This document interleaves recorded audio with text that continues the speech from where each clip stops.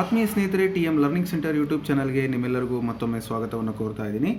So ಈ ವಿಡಿಯೋದಲ್ಲಿ ನಾನು ನಿಮಗೆ 10ನೇ ತರಗತಿಯಿಂದ ಪ್ರಮುಖ ಪ್ರಶ್ನೆಗಳನ್ನು ಡಿಸ್ಕಷನ್ ಮಾಡಲಿಕ್ಕೆ ಬರ್ತಾ ಇದ್ದೀನಿ. ಸೊ ಕಳೆದ ವಿಡಿಯೋ ಕ್ಲಾಸಲ್ಲಿ ನಾನು ನಿಮಗೆ ಆಲ್ರೆಡಿ 30 ಪ್ರಶ್ನೆಗಳನ್ನು ನಿಮಗೆ ತಿಳಿಸ್ಕೊಟ್ಟಿದ್ದೀನಿ. ಸೊ ಅವೆಲ್ಲ ಪ್ರಶ್ನೆಗಳು ಬೇರೆ ಬೇರೆ ಚಾಪ್ಟರಿಂದ ನಾನು ನಿಮಗೆ ತಿಳಿಸ್ಕೊಟ್ಟಿದ್ದೆ. ಸೊ ಅವೆಲ್ಲ ಇಂಪಾರ್ಟೆಂಟ್ ಲೆಕ್ಕಗಳಾಗಿತ್ತು ಅಂತೇಳಿ ನಿಮ್ಮ ಪ್ರತಿಕ್ರಿಯೆ ಉತ್ತಮವಾಗಿ ಬಂದಂಥ ಹಿನ್ನೆಲೆಯಲ್ಲಿ ಈ ಒಂದು ವಿಡಿಯೋವನ್ನು ಕಂಟಿನ್ಯೂ ಮಾಡ್ತಾ ಇದ್ದೀನಿ.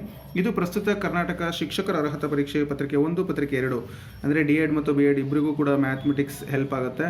ಹಾಗೆ ಮುಂದೆ ಬರುವ ಪದವೀಧರ ಪ್ರಾಥಮಿಕ ಶಿಕ್ಷಕರ ನೇಮಕಾತಿಗೆ ಡಿಸ್ಕ್ರಿಪ್ಟಿವ್ ಟೈಪು ಮತ್ತು ಆಬ್ಜೆಕ್ಟಿವ್ ಟೈಪ್ ಎರಡೂ ರೀತಿಯಲ್ಲಿ ಹೆಲ್ಪ್ ಆಗುತ್ತೆ.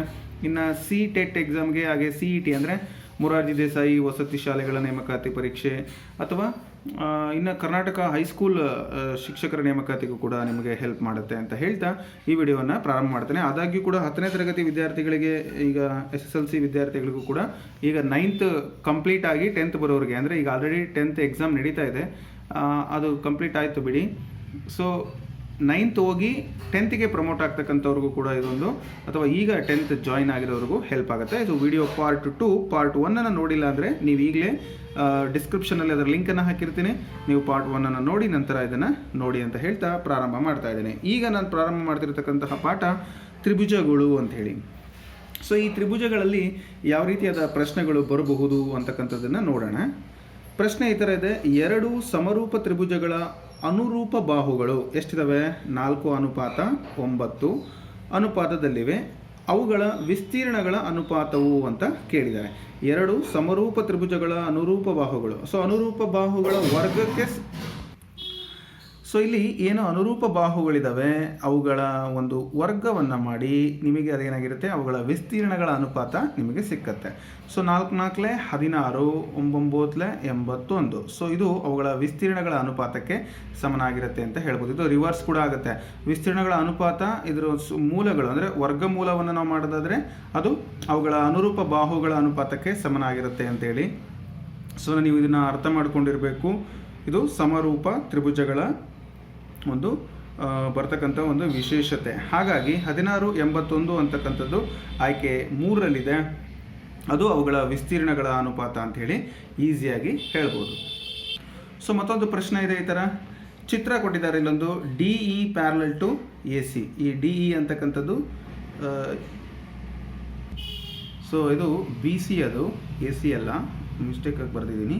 Okay, DE parallel to BC ಅಂದರೆ ಒಂದು ಬಾಹು, ತ್ರಿಭುಜದಲ್ಲಿರ್ತಕ್ಕಂಥ 3 ಬಾಹುಗಳಿಗೆ ಒಂದು ಬಾಹು ಸಮಾನಾಂತರವಾಗಿ, ಅಂದರೆ ಬೇಸಿಗೆ ಸಮಾನಾಂತರವಾಗಿ ಒಂದು ರೇಖೆಯನ್ನು ಹೇಳಿದರೆ ತೇಲ್ಸನ ಪ್ರಮೇಯ ನಿಮಗೆಲ್ಲ ಗೊತ್ತಿದೆ, ಅದನ್ನು ಬಳಕೆ ಮಾಡಬೇಕು. AD ಕೊಟ್ಟಿದ್ದಾರೆ.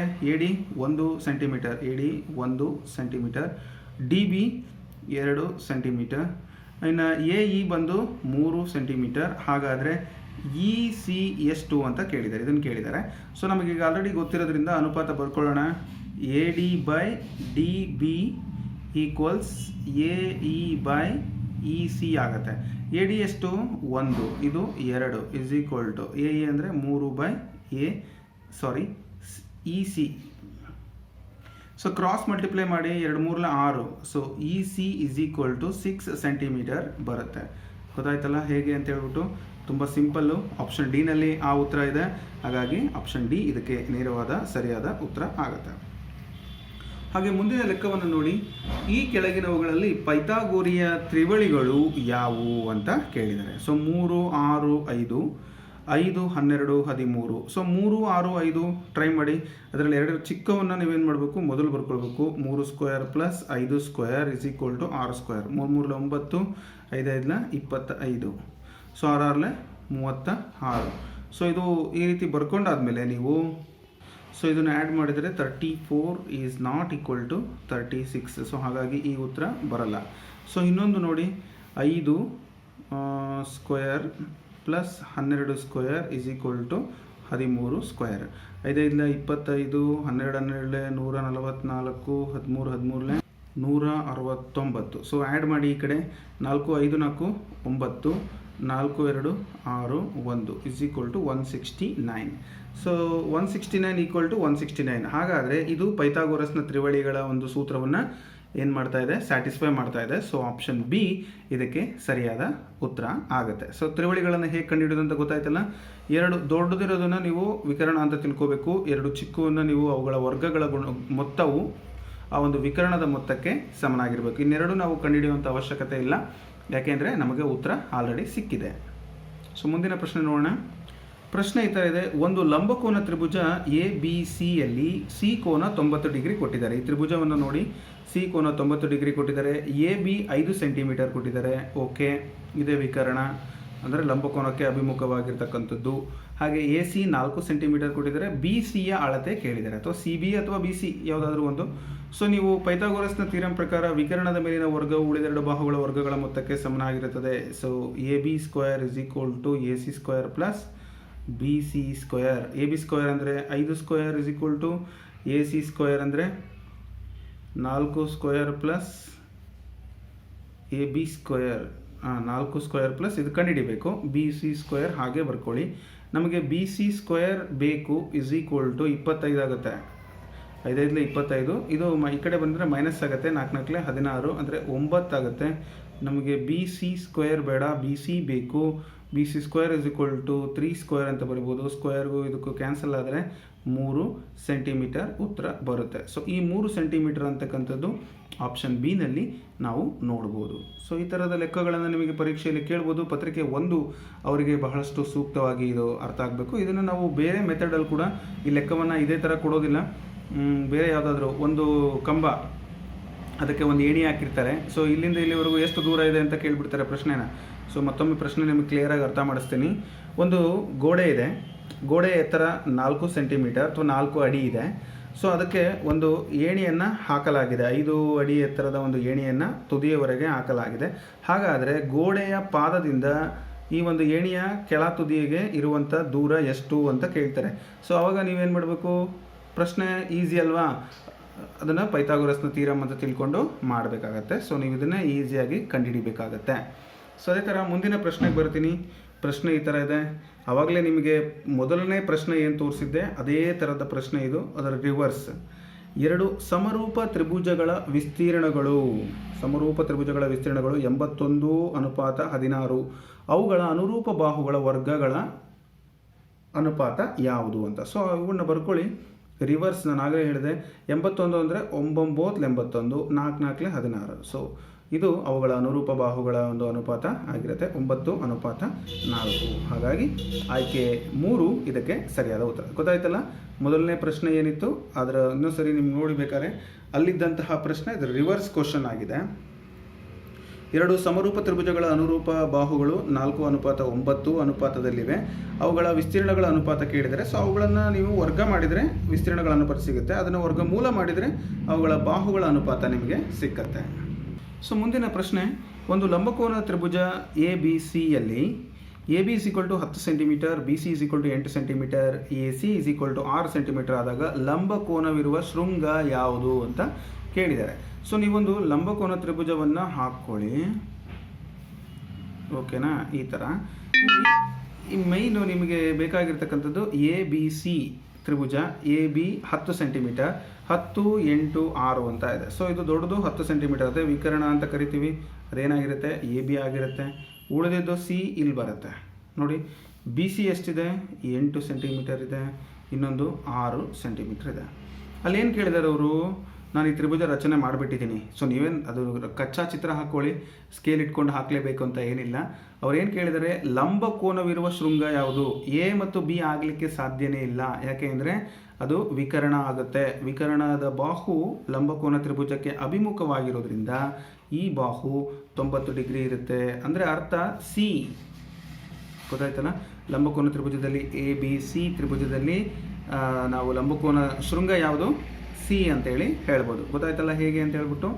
ಸೊ ನೆಕ್ಸ್ಟು ಮುಂದಿನ ಪ್ರಶ್ನೆ, ಚಿತ್ರದಲ್ಲಿ ಅನುರೂಪ ಕೋನಗಳು ಯಾವ್ಯಾವು ಅಂತ ಕೇಳಿದ್ದಾರೆ. ಎ ಸಿ ನೋಡೋಣ, ಈಗ ಬಂದರೆ ನೋಡಿ, ಇದು ಮತ್ತು ಇದು. ಸೊ ಡಿ ಬರಬೇಕು, ಎ ಡಿ ಬರಬೇಕು.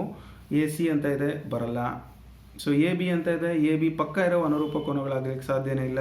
ಡಿ ಮತ್ತು ಬಿ, ಡಿ ಬಿ ಇವು ಕೂಡ ಆಗಲ್ಲ. ಇನ್ನು ಉಳಿದಂತೆ ಎ ಡಿ ಆಗಲೇ ಹೇಳಿದೆ ನಾನು ನೋಡಿ, ಇದು ಝೆಡ್ ಶೇಪ್ ಬರುತ್ತೆ. A B parallel to C D ಆದಾಗ ಈ ಲೈನ್ ಏನಾಗುತ್ತೆ, ಸೊ ಇವೆರಡು ಕೋನಗಳನ್ನು ಒಂದೇ ಮಾಡುತ್ತೆ. ಸೊ ಅನುರೂಪ ಕೋನಗಳು ಅಂತೇಳಿ ಕರಿತೀವಿ. ಸೊ ಎ ಮತ್ತು ಡಿ ಇದಕ್ಕೆ ಸರಿಯಾದ ಉತ್ತರ. ಹಾಗೆ ಮುಂದಿನ ಪ್ರಶ್ನೆಗಳು ಮೇಲ್ಮೈ ವಿಸ್ತೀರ್ಣ ಮತ್ತು ಘನಫಲಗಳು ಪಾಠದಿಂದ ಬರ್ತಾ ಇದೆ. ಸೊ ಏನೇನು ಕೇಳ್ಬೋದು ಇದರಲ್ಲಿ, ಒಂದು ಅಂಕಕ್ಕೆ ಅಥವಾ ನಿಮಗೆ ಮಲ್ಟಿಪಲ್ ಚಾಯ್ಸನ್ನು ಕೊಟ್ಟು ನಿಮ್ಗೆ ಕನ್ಫ್ಯೂಸ್ ಮಾಡೋದಿಲ್ಲ, ನಾನು ನೇರವಾಗಿ ಉತ್ತರಗಳನ್ನು ಹೇಳ್ತಾ ಹೋಗ್ತೀನಿ. ಮೇಲ್ಮೈ ವಿಸ್ತೀರ್ಣ ಮತ್ತು ಘನಫಲಗಳಲ್ಲಿ ಸೂತ್ರಗಳನ್ನು ಸಾಕಷ್ಟು ಕೇಳ್ತಾರೆ. ಆ ಸೂತ್ರಗಳು ಗೊತ್ತಿದ್ದರೆ ನೀವು ಲೆಕ್ಕವನ್ನು ಬಿಡಿಸ್ಬೋದು, ಅಥವಾ ಇಲ್ಲಿರ್ತಕ್ಕಂಥದ್ದು ಸೂತ್ರಗಳಲ್ಲಿ ಇರ್ತಕ್ಕಂಥ ಕೆಲವೊಂದು ಅಂಶಗಳನ್ನು ಕೊಟ್ಟು ಲೆಕ್ಕವನ್ನು ಕೂಡ ಕೇಳ್ಬೋದು. ಸೊ ನಾವು ಆದಾಗ್ಯೂ ಸೂತ್ರಗಳನ್ನು ಒಂದ್ಸರಿ ಪುನರ್ಮನನ ಮಾಡ್ಕೊಳ್ಳೋಣ.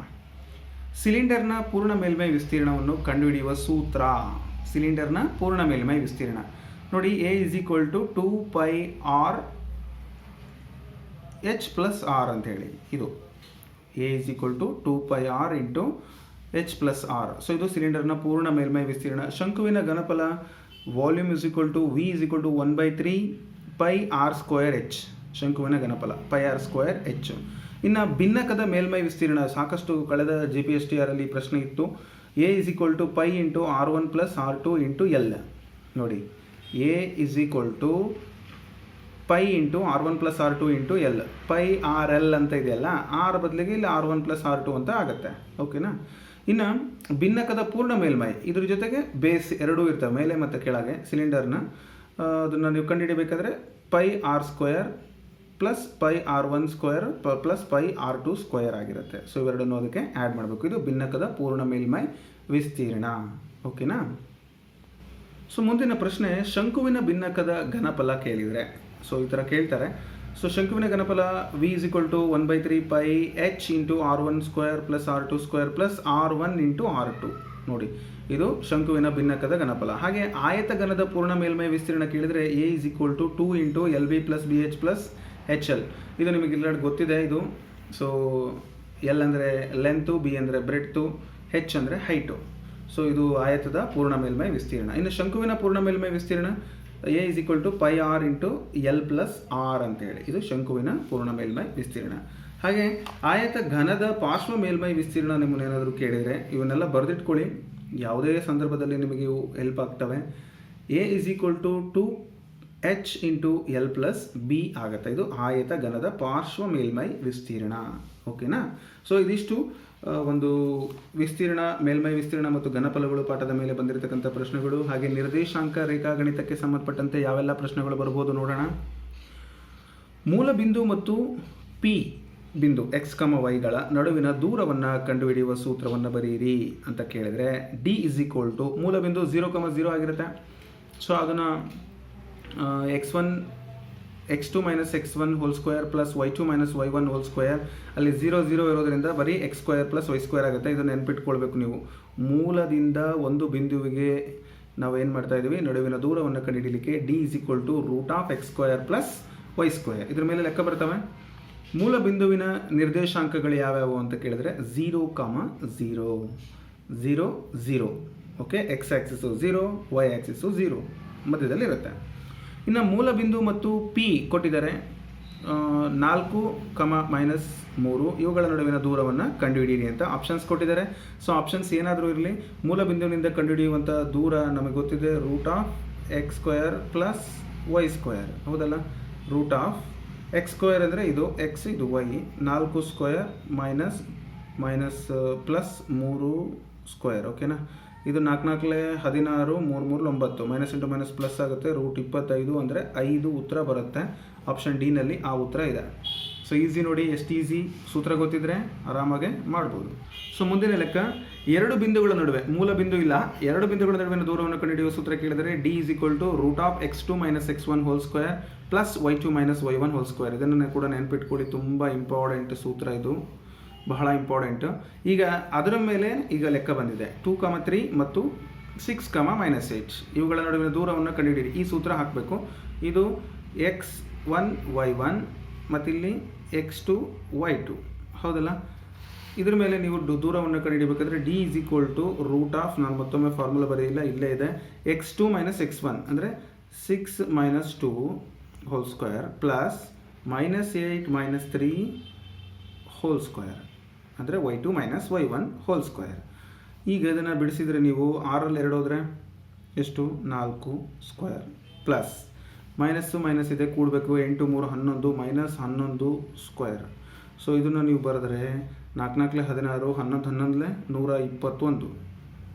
ಸೊ ಅಲ್ಲಿಗೆ 6 1 7 2 1 3 1 137 ರೂಟ್ ಆಫ್ 137 ಆಗುತ್ತೆ. ಅದೆಷ್ಟರ ಬರಲಿ ಅದೇ ಉತ್ತರ ಆಗಿರುತ್ತೆ. ಅದರ ದೂರ ರೂಟ್ 137 ಆಗುತ್ತೆ. ಓಕೆನಾ? ಸೊ ನೆಕ್ಸ್ಟ್ ಅದೇ ಥರ ಇನ್ನೊಂದು ಲೆಕ್ಕ ಕೊಟ್ಟಿದ್ದಾರೆ, ಇದು ನೀವು ಮಾಡಿ. ಪ್ರಶ್ನೆ ಸಂಖ್ಯೆ 21 ನೀವು ಮಾಡಿ ನನಗೆ ಉತ್ತರವನ್ನು ಹೇಳಬೇಕು. ಯಾಕಂದರೆ ಎಲ್ಲ ನಾನೇ ಮಾಡಲಿಕ್ಕಾಗಲ್ಲ. ಇದಕ್ಕೆ ಎಷ್ಟು ಬರುತ್ತೆ, ಇವುಗಳ ಈ ಒಂದು ಬಿಂದು, ಇದನ್ನು ಪಿ ಅಂದುಕೊಳ್ಳಿ, ಇದನ್ನು ಕ್ಯೂ ಅಂದ್ಕೊಳ್ಳಿ. P Q is equal to ಏನು ಅಂತ, ಪಿ ಕ್ಯೂಗಿರುವ ಡಿಸ್ಟೆನ್ಸ್ ಏನು ಅಂತ ನನಗೆ ಕಂಡುಹಿಡಿದು ಉತ್ತರವನ್ನು ಕಮೆಂಟ್ ಮಾಡಬೇಕು. ನೀವು ಮಾಡ್ತೀರಲ್ವಾ? ತುಂಬ ಈಸಿ ಇದೆ, ಮಾಡಿ. ಸೊ ಇನ್ನೊಂದು ಬಹುಪದೋಕ್ತಿಗಳಿಂದ ಒಂದು ಪ್ರಶ್ನೆಗಳು ಇನ್ಯಾವೆಲ್ಲ ಬರ್ಬೋದು, ಕಳೆದ ವಿಡಿಯೋ ಕ್ಲಾಸ್ನಲ್ಲಿ ಆಲ್ರೆಡಿ ಹೇಳಿದ್ದೆ, ಬಟ್ ಆದಾಗ್ಯೂ ಇನ್ನೊಮ್ಮೆ ಪುನರ್ಮನನ ಮಾಡಲಿಕ್ಕಂತ ಪ್ರಯತ್ನ ಮಾಡ್ತಾ ಇದ್ದೀನಿ. ಬಹುಪದೋಕ್ತಿಗಳಲ್ಲಿ ಇರುವಂಥ ಪ್ರಮುಖ ಪ್ರಶ್ನೆಗಳು ಈ ರೀತಿ ಇದೆ. ಇದರಲ್ಲಿ ನಾನು ಒಂದು ಮಾಡ್ತೀನಿ, ಇನ್ನೊಂದು ನಿಮಗೆ ಹೋಮ್ವರ್ಕ್ ಕೊಡ್ತೀನಿ. P of X is equal to X cube minus 2x square plus 4x minus 4 ಅನ್ನು G of X is equal to X minus 2ನಿಂದ ಭಾಗಿಸಿದಾಗ ಶೇಷ ಡ್ಯಾಶ್ ಆಗಿರುತ್ತದೆ. ಸೊ ಶೇಷ ಏನಾಗಿರುತ್ತೆ ನೋಡೋಣ. ಬಾಕ್ಸೋದೇನು ಬೇಡ, ಈ ಒಂದು ಸೂತ್ರ ನಿಮಗೆ ಗೊತ್ತಿದೆ, ಶೇಷ ಪ್ರಮೇಯ.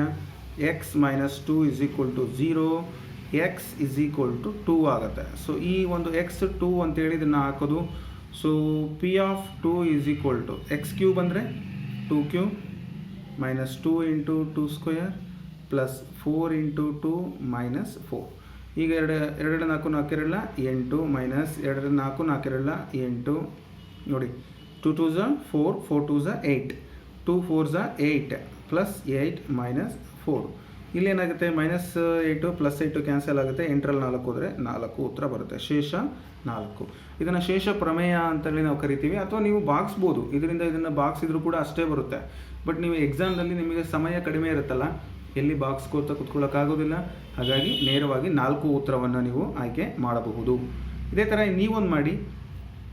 ಮೊದಲು ಏನು ಮಾಡಬೇಕು, G of X is equal to 0 ಅಂತ ಬರ್ಕೊಂಡು ಅದನ್ನು ನೀವು ಎಕ್ಸ್ ವ್ಯಾಲ್ಯೂ ಕಂಡುಹಿಡ್ಕೊಂಡು ಇದಕ್ಕೆ ಸಬ್ಸ್ಟಿಟ್ಯೂಟ್ ಮಾಡಬೇಕು. ಸೊ ಆಗ ನಿಮ್ಗೆ ಉತ್ತರ ಸಿಕ್ಕತ್ತೆ.